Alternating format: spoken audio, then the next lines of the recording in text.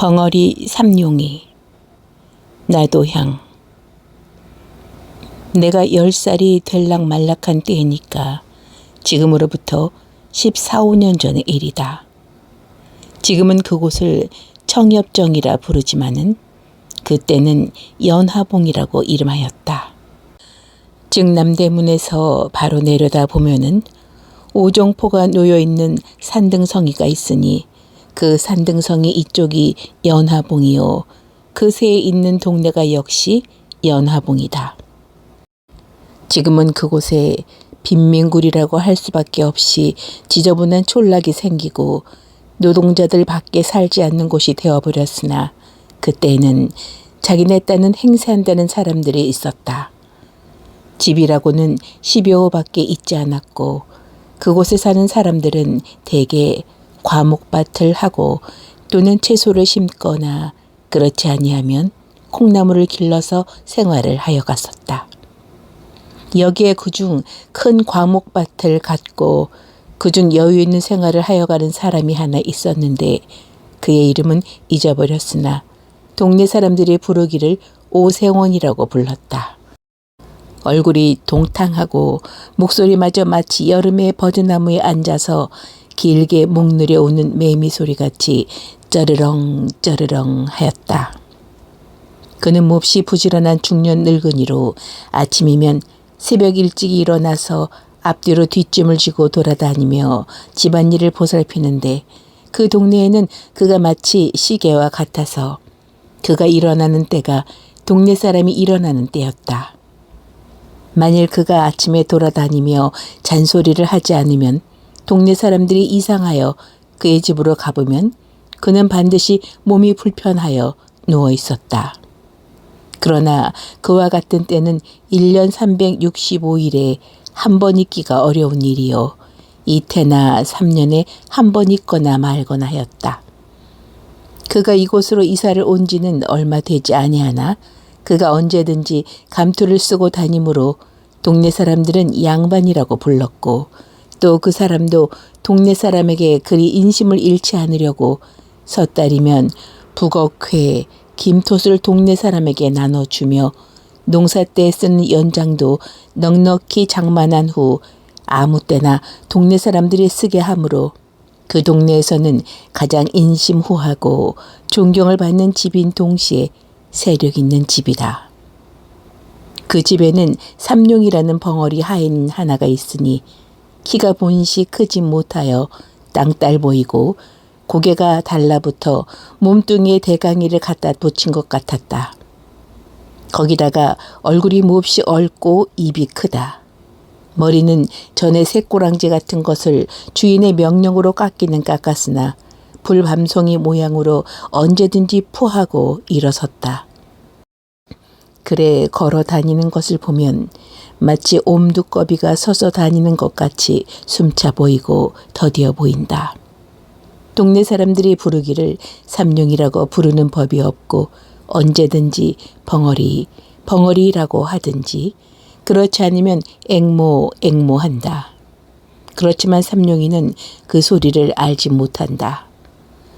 그도 이 집 주인이 이리로 이사 올 때 데리고 왔으니 진실하고 충성스러우며 부지런하고 세차다. 눈치로만 지내가는 벙어리지만은 말하고 듣는 사람보다 슬기로울 적이 있고 평생 조심성이 있어서 결코 실수한 적이 없다. 아침에 일어나면 마당을 쓸고 소와 돼지의 여물을 먹이며 여름이면 밭에 풀을 뽑고 나무를 실어드리고 장작을 패며 겨울이면 눈을 쓸고 잔심부름이며 진일 마른 일 할 것 없이 못하는 일이 없다. 그럴수록 이 집 주인은 벙어리를 위해 주며 사랑한다. 혹시 몸이 불편한 기색이 있으면 쉬게 하고 먹고 싶어하는 듯한 것은 먹이고 입을 때 입히고 잘 때 재운다. 그런데 이 집에는 3대 독자로 내려오는 그 집 아들이 있다. 나이는 17살이나 아직 14살도 되어 보이지 않고 너무 귀엽게 기르기 때문에 누구에게든지 버릇이 없고 어리광을 부리며 사람에게나 짐승에게 잔인포악한 짓을 많이 한다. 동네 사람들은 에이 후레 자식, 아비 속상하게 할 자식, 저런 자식은 없는 것만 못해 하고 욕들을 한다. 그래서 그의 어머니는 아들이 잘못할 때마다 그의 영감을 보고 아휴 그 자식을 좀 때려주구려. 왜 그런 것을 보고 가만둬? 하고 자기가 대신 때려주려고 나서면 아니요, 아직 절이 없어 그렇지. 저도 지각이 나면 그렇지 않을 것이 아니오. 하고 너그럽게 타이른다. 그러면 마누라는 외가리처럼 소리를 지르며 철이 없긴 지금 나이가 몇이유. 내일 모레면 20살이 되었는데 또 며칠 아니면 장가를 들어서 자식까지 낳을 것이 그래가지고 무엇을 한단 말이오? 하고 들이대며 자식은 꼭 아버지가 버려놓았습니다. 자식 귀여운 것만 알았지 버릇 가르칠 줄은 모르니까. 이렇게 싸움이 시작만 하려 하면 영감은 아무 말도 하지 않고 바깥으로 나가버린다. 그 아들은 더구나 벙어리를 사람으로 알지도 않는다. 말 못하는 벙어리라고 오고 가며 주먹으로 허구리를 찌르기도 하고 발길로 엉덩이도 찬다. 그러면 그 벙어리는 어린 것이 철없이 그러는 것이 도리어 귀엽기도 하고 또는 그 힘없는 팔과 힘없는 다리로 자기의 무쇠 같은 몸을 건드리는 것이 우습기도 하고 앙징하기도 하여 돌아서서 빙그레 웃으면서 툭툭 털고 다른 곳으로 몸을 피해버린다. 어떤 때는 낮잠 자는 벙어리 입에다가 똥을 먹인 때도 있었다. 또 어떤 때는 자는 벙어리 두 팔 두 다리를 살며시 동여매고 손가락과 발가락 사이에 화승불을 붙여놓아 질겁을 하고 일어나다가 발버둥질을 하고 죽으려는 사람처럼 괴로워하는 것을 보고 기뻐하였다. 이럴 때마다 벙어리의 가슴에는 비분한 마음이 꽉 들어찼다. 그러나 그는 주인의 아들을 원망하는 것보다도 자기가 병신인 것을 원망하였으며 주인의 아들을 저주하는 것보다 이 세상을 저주하였다. 그러나 그는 결코 눈물을 흘리지 않았다. 그의 눈물은 나오려 할 때 아주 말라붙어버린 샘물과 같이 나오려 하나 나오지를 아니하였다. 그는 주인의 집을 버릴 줄 모르는 개 모양으로 자기가 있어야 할 곳은 여기밖에 없고 자기가 믿을 것도 여기 있는 사람들밖에 없을 줄 안다. 여기서 죽는 것이 자기의 운명인 줄밖에 알지 못하였다. 자기의 주인 아들이 때리고 지르고 꼬집고 뜯고 모든 방법으로 학대할지라도 그것이 자기에게 을에 있을 줄밖에 알지 못하였다. 아픈 것도 그 아픈 것이 을에 자기에게 돌아올 것이요 쓰린 것도 자기가 받지 않아서는 안 될 것으로 알았다. 그는 이 마땅히 자기가 받아야 할 것을 어떻게 해야 면할까 하는 생각을 한 번도 하여본 일이 없었다. 그가 이 집에서 떠나가려거나 또는 그의 생활 환경에서 벗어나려는 생각은 한 번도 해보지 못하였다 할지라도 그는 언제든지 그 주인 아들이 자기를 학대하고 또는 자기를 못살게 굴 때 그는 자기의 주먹과 또는 자기의 힘을 생각하여 보았다. 주인 아들이 자기를 때릴 때 그는 주인 아들 하나쯤은 넉넉히 제지할 힘이 있는 것을 알았다. 어떠한 때는 아픔과 쓰림이 자기의 몸으로 스며들 때면 그의 주먹은 떨리면서 어린 주인의 몸을 치료하다가는 그것을 무서운 고통과 함께 참았다. 그는 속으로 아니다. 그는 나의 주인의 아들이다. 그는 나의 어린 주인이다. 하고 꾹 참았다. 그리고는 그것을 얼핏 잊어버렸다. 그러다가도 동네집 아이들과 혹시 장난을 하다가 주인 아들이 울고 들어올 때에는 그는 황소같이 날뛰면서 주인을 위하여 싸웠다. 그래서 동네에서도 어린애들이나 장난꾼들이 벙어리를 무서워하여 감히 덤비지를 못하였다. 그리고 주인 아들도 위급한 경우에는 언제든지 벙어리를 찾았다. 벙어리는 얻어맞으면서도 기어드는 충격 모양으로 주인의 아들을 위하여 싫어하지 않고 힘을 다하였다. 벙어리가 23살이 될 때까지 그는 물론 이성과 접촉할 기회가 없었다. 동네 처녀들이 저를 벙어리 벙어리 하며 괴상한 몸짓과 손짓으로 놀려먹음을 받을 적에 분하고 곤란한 중에도 느긋한 즐거움을 느껴본 일은 있었으나 그가 결코 사랑으로서 어떠한 여자를 대해본 일은 없었다. 그러나 정욕을 가진 사람인 벙어리도 그의 피가 차듯할 리는 없었다. 혹 그의 피는 더욱 뜨거웠을는지 알 수도 없었다. 뜨겁다 못하여 엉겨버린 엿과 같을지도 알 수 없었다. 만일 그에게 볕을 주거나 다시 뜨거운 열을 준다면 그의 피는 다시 녹을지도 알 수 없었다. 그가 깜빡깜빡하는 기름 등잔 아래에서 밤이 깊도록 집세기를 삼을 때이면 남모르는 한숨을 안 쉬는 것도 아니지만은 그는 그것을 곧 억제할 수 있을 만치 정욕에 대하여 벌써부터 단념을 하고 있었다. 마치 언제 폭발이 될는지 알지 못하는 효화산 모양으로 그의 가슴 속에는 충분한 정열을 깊이 감추어 놓았으나 그것이 아직 폭발될 시기가 이르지 못한 것이었다. 비록 폭발이 되려고 무섭게 격동함을 벙어리 자신도 느끼지 않는 바는 아니지만은 그는 그것을 폭발시킬 조건을 얻기 어려웠으며 또는 자기가 여태까지 능동적으로 그것을 나타낼 수가 없을 만치 외계의 압축을 받았으며 그것으로 인한 이지가 너무 그것을 단념만 하게 하여 주었다. 속으로 나는 벙어리다. 자기가 생각할 때 그는 몹시 원통함을 느끼는 동시에 나는 말하는 사람들과 똑같은 자유와 똑같은 권리가 없을 줄 알았다. 그는 이와 같은 생각에서 언제든지 단념 않을래야 단념하지 않을 수 없는 그 단념이 쌓이고 쌓여 지금에는 다만 한 개의 기계와 같이 이 집의 노예가 되어 있으면서도 그것을 자기의 천직으로 알고 있을 뿐이요. 다시는 자기가 살아갈 세상이 없는 것 같이밖에 알지 못하게 된 것이다. 그해 가을이다. 주인의 아들이 장가를 들었다. 색시는 신랑보다 2살 위인 19살이다. 주인은 본시 자기가 언제든지 문벌이 얕은 것을 한탄하여 신부를 구할 때 첫째 조건이 문벌이 높아야 하는 것이었다. 그러나 문벌이는 집에서는 그리 쉽게 색시를 내놓을 리가 없었다. 그러므로 하는 수 없이 그 어떠한 영락한 양반의 딸을 돈을 주고 사오다시피 하였으니 무남 동료의 딸을 둔 남촌 어떤 과부를 꿀을 발라서 약혼을 하고 혹시나 무슨 딴소리가 있을까 하여 부랴부랴 성내식을 시켜버렸다. 혼인할 때 비용도 그때 돈으로 3만 냥을 썼다. 그리고 아들의 처갓집에 며느리 뒤보아주는 바느질싹 빨래싹이라는 명목으로 한 달에 2,500냥씩을 대주었다.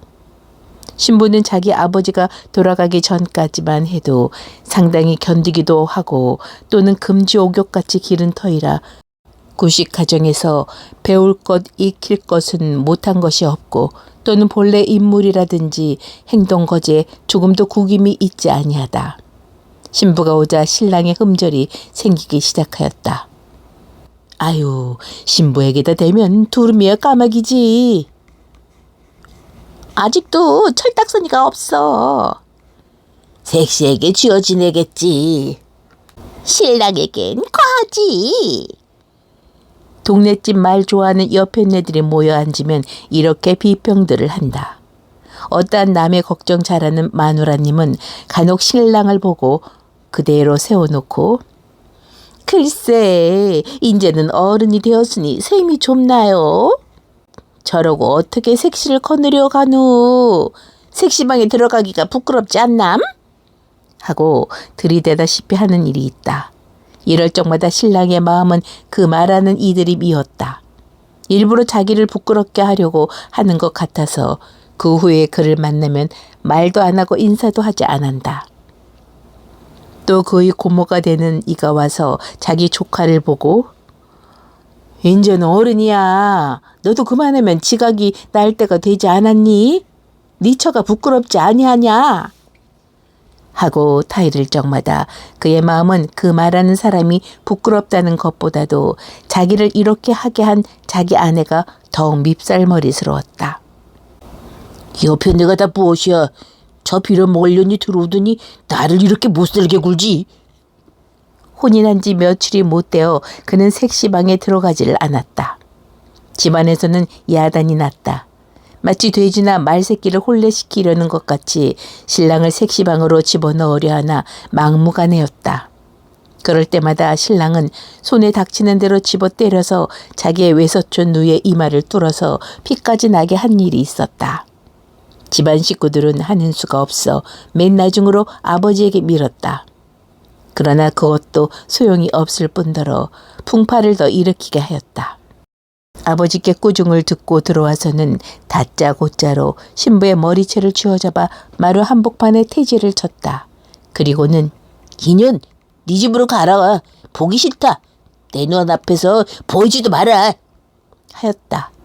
밥상을 가져오면 그 밥상이 마당 한복판에서 제두를 넘고 옷을 가져오면 그 옷이 쓰레기통으로 나간다.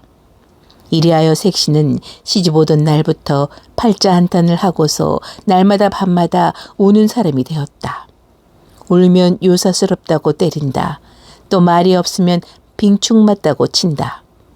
이리하여 그 집에는 평화스러운 날이 하루도 없었다. 이것을 날마다 보는 사람 가운데 알 수 없는 의욕을 품게 된 사람이 하나 있으니 그는 곧 벙어리 삼룡이었다.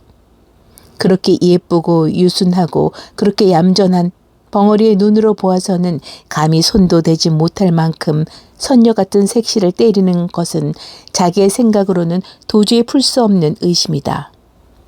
보기에도 황홀하고 황송할 만큼 숭고한 여자를 그렇게 학대한다는 것은 너무나 세상에 있지 못할 일이다.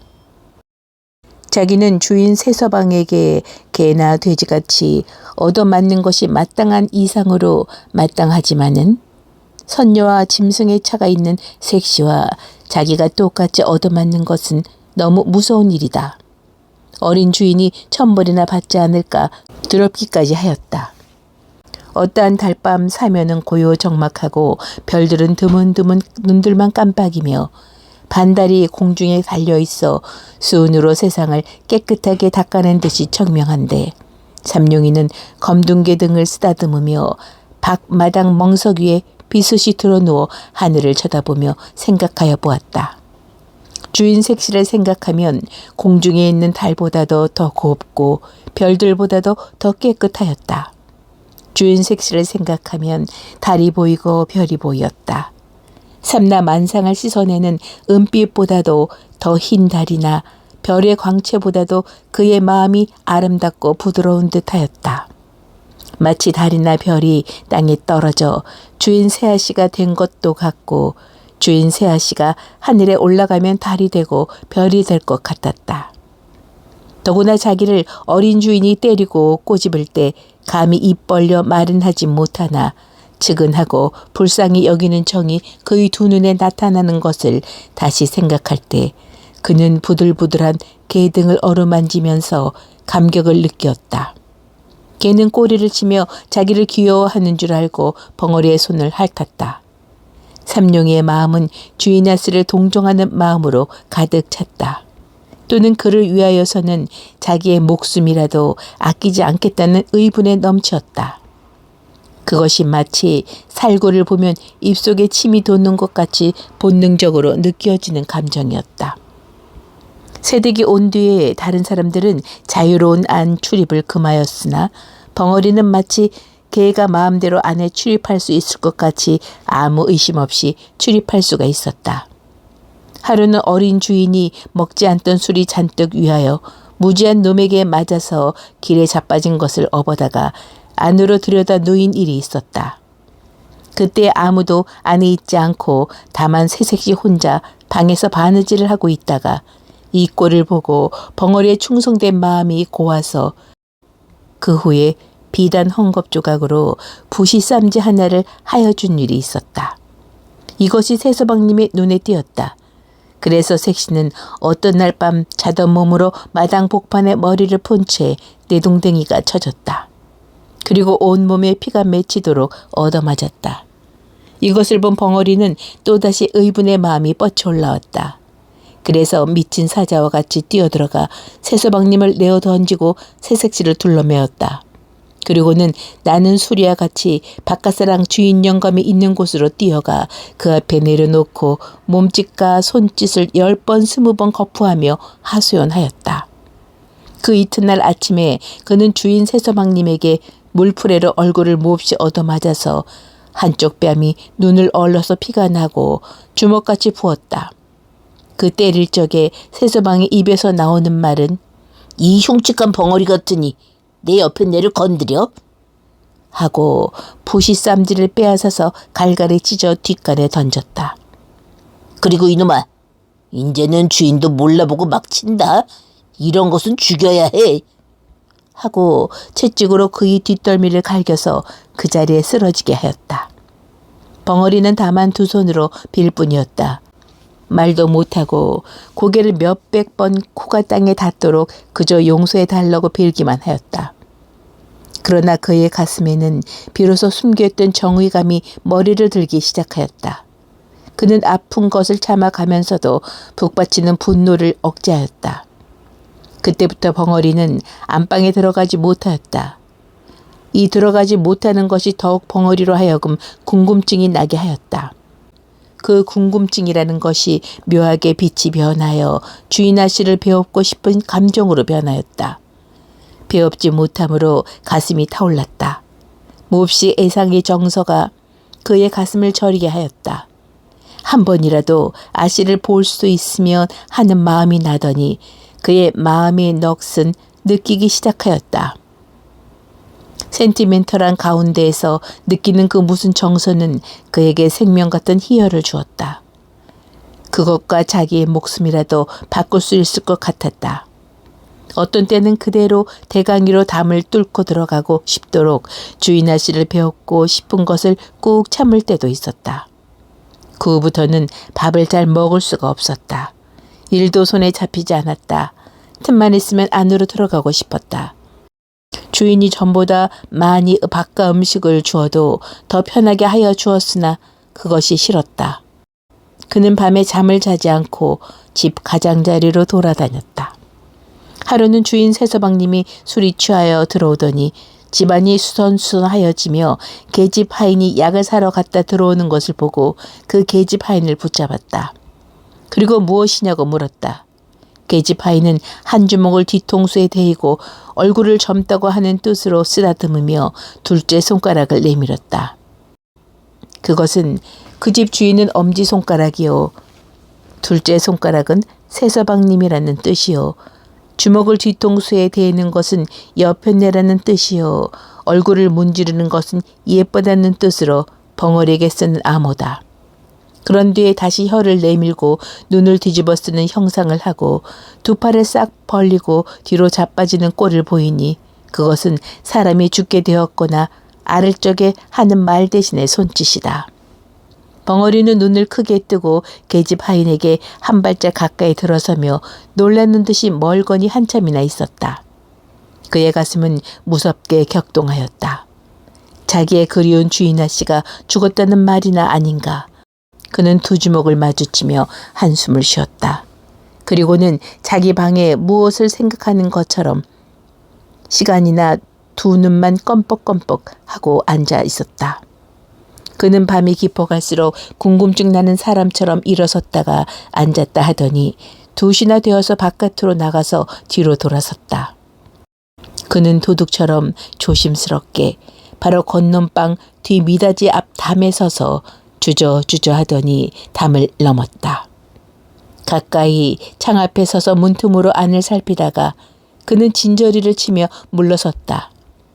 어두운 밤에 그의 손과 발이 마치 그 뒤에 서 있는 감나무 잎같이 떨리더니 그대로 문을 박차고 뛰어들어갔을 때 그의 팔에는 주인 아씨가 한 손에 길다란 명주 수건을 들고서 한 팔로 벙어리의 가슴을 밀치며 뻗딩기었다.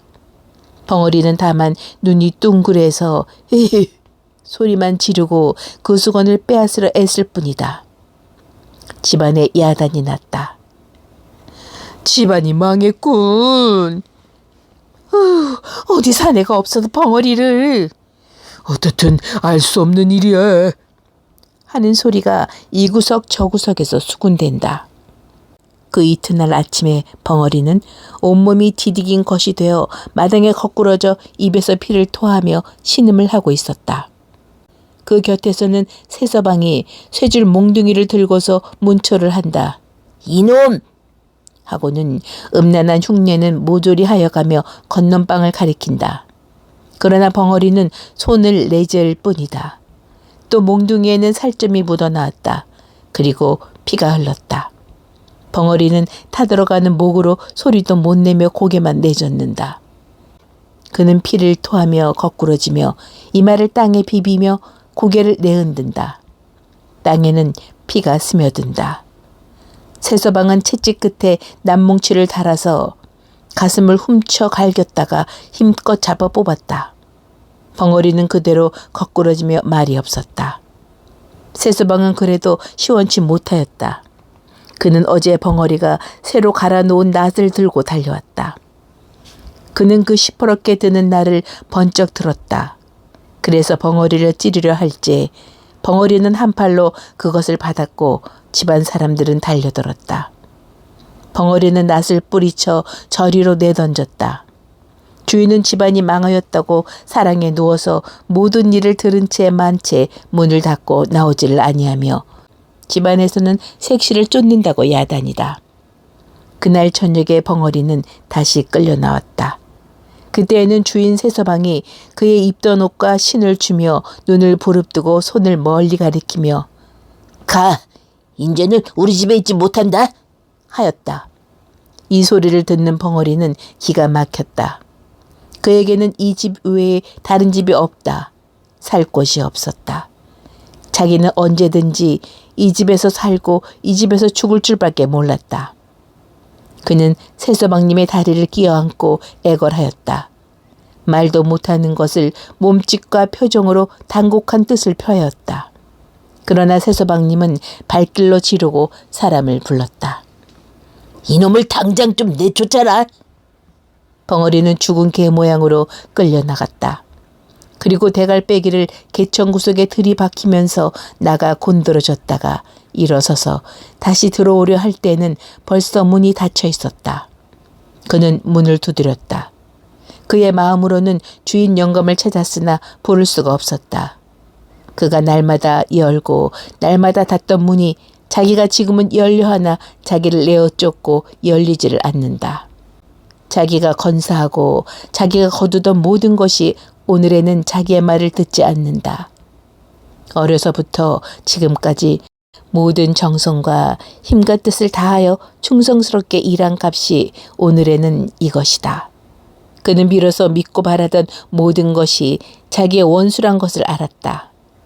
그는 모든 것을 없애버리고 자기도 또한 없어지는 것이 나은 것을 알았다. 그날 저녁 밤은 깊었는데 멀리서 닭이 우는 소리와 함께 개 짖는 소리뿐이 들린다. 난데없는 화염이 벙어리 있던 오생원 집을 애워쌌다.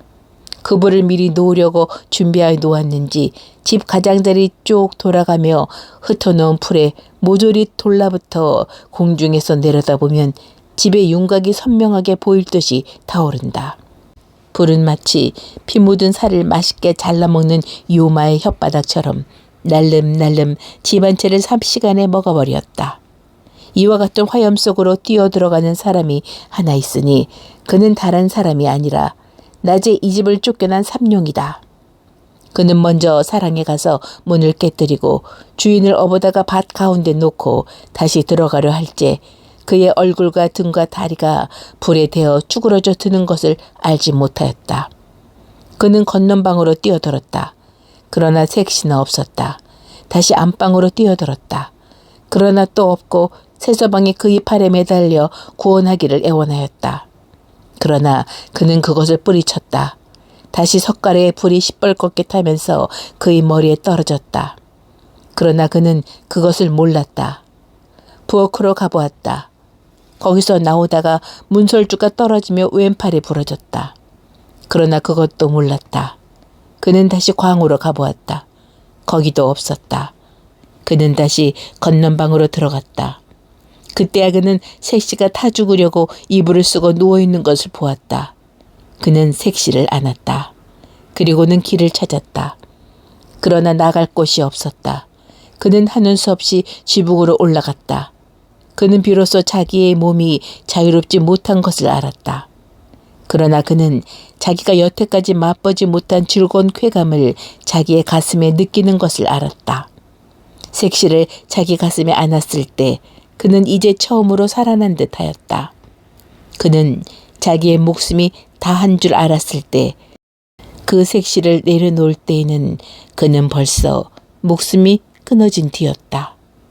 집은 모조리 타고 벙어리는 색시를 무릎에 뉘고 있었다. 그의 올부는 그 불과 함께 사라졌을지 평화롭고 행복스러운 웃음이 그의 입 가장자리에 엷게 나타났을 뿐이다.